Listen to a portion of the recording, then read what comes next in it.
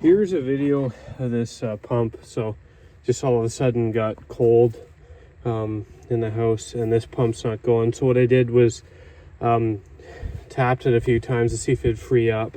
This valve was open. It's closed now here, and then I plugged this into another extension cord that I knew was working, and it wasn't working. I just took the side off, adjusted the speeds, but actually I don't know. I think there's something not happy about it, but so what I'm gonna do is I'm just gonna pop the motor off and see if it'll spin freely. I shut this valve off. I guess I could see if this is. No, it's not trying to go. I don't know. I heard a noise there, but it didn't sound too happy. So I'm just gonna pop this pump off and see if it'll rotate freely. One thing I did here is I touched this and it's like smoking hot. So almost tells me there might be something jammed up in there. This valve shut off, this valve shut off. So because if this one shut off, the whole glycol could drain out of here. So, and then I opened this up and no glycol came out. So there should just be a bit of glycol in here, just what's forcing out. So usually when you crack pumps like this, it's probably best to you know, I don't undo all the bolts and then crack it. Shut all these too as well. So just in case something's higher or there's pressure or something like that. So you shouldn't have stuff feeding back through there. But yeah, there's nothing coming into this. Okay, so I got a glove here, but so this is kind of stuck here. I just popped it out of that.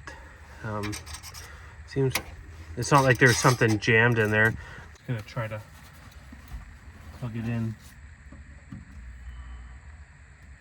So yeah, okay, so that seized up again there.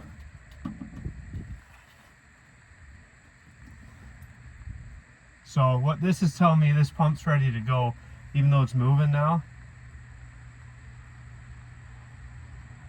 So the bearings are probably gone. If you're ever replacing one of these pumps, the best thing I could say, rather than unbolt the whole thing, this has an O-ring on here. Probably what I'd do is just put a new thread it into this. Like that. So we'll give this a shot. I'm just gonna plug it in one more time, make sure it. Okay. Anyone that's kind of halfway experienced mechanically will kind of know what a hot motor feels like, and that's what this felt like to me. So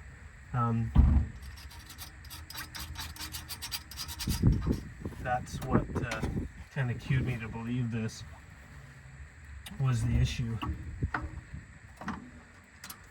Now, like I said, whenever you go and take pumps off like this, you know, it's always best, I kind of wiggle this with the bolts loose, and what it'll do is it'll break the gasket seal, and then from there you can take it off. I've had it before on big pumps where you think, okay, yeah, it's drained out, and then you wiggle it and the bolts are all out and it blows up and all the water drains out all over the place. So yeah, don't be messing with that. And also too, like, yeah, you don't know what's floating around, what's missing. So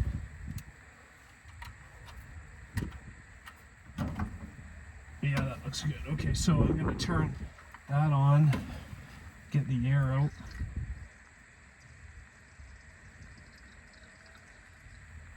Turn this one on.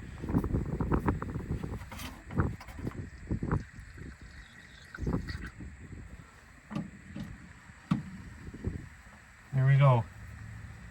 So now I can feel that. I'm probably gonna order a new one of these now, so.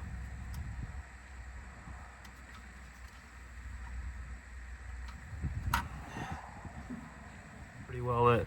Now I did drop a screw in there, so yeah, right over there. I'm just gonna put that back in the cover. But so this might get you through. Probably gonna order one of these, a new pump, so I have it.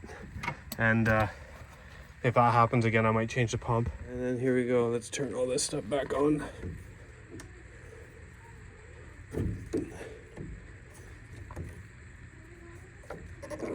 You dog. There we go.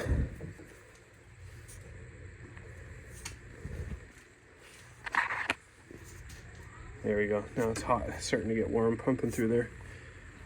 So that's a little trick if you have an issue with that little pump. Okay, yeah. So this is running again. It might take a sec to cool down. I don't know. We'll see. I think the bearings are going in it. I'm going to order a new pump and have it ready just in case. So, like I said, 2 years ago, something like that happened, and we just kind of tapped it and it started going. This is the first year I had to pull that off and actually spin it to free it up.